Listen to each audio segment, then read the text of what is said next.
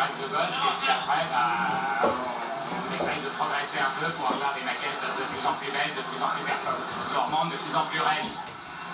Le modélisme permet également de rêver du futur. Ces enfants fabriquent leur premier robot et découvrent Nao, une star internationale. Ce robot humanoïde lit, écrit, parle une vingtaine de langues et joue au basket.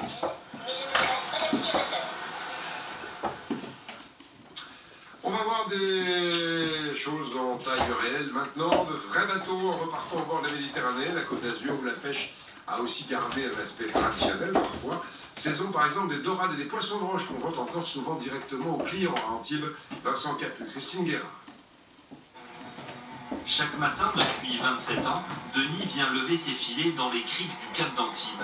Il y pratique une pêche côtière, traditionnelle sur les bords de la Méditerranée. Ce littoral, il le connaît par cœur, mais il ne s'en lasse pas. Ah, la végétation, c'est magnifique. Alors même les jours, il n'y a pas grand-chose, rien que ce que vous prenez dans les yeux le matin, c'est trop dehors. Dans les filets ce jour-là, pas d'or, mais quelques belles prises. Dorade, rascasse, barracuda.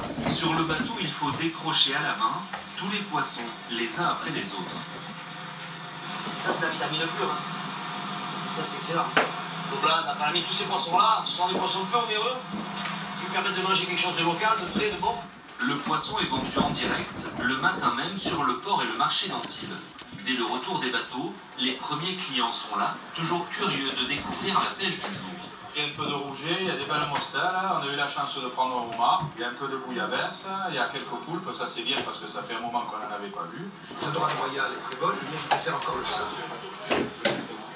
Alors c'est pas moi qui le fais, c'est mon épouse, de préférence. Ce que l'on apprécie ici, c'est donc la fraîcheur du poisson, mais aussi les prix. Là, c'est des poissons ordinaires, mais qui sont très très bons. Et quand ça sort de l'eau comme ça, c'est des poissons peu onéreux, ça vaut 5 € le kilo.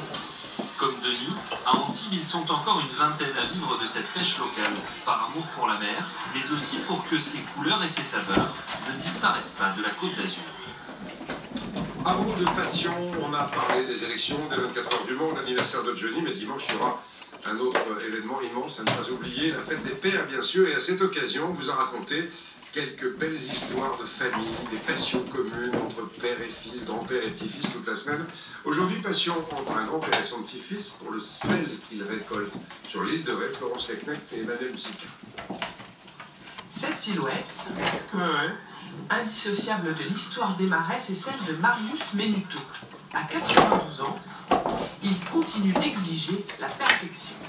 Pour faire du sable, il faut que le fond soit aussi propre qu'un carrelage de cuisine. Ravi d'être sous les ordres, Loïc, son petit-fils,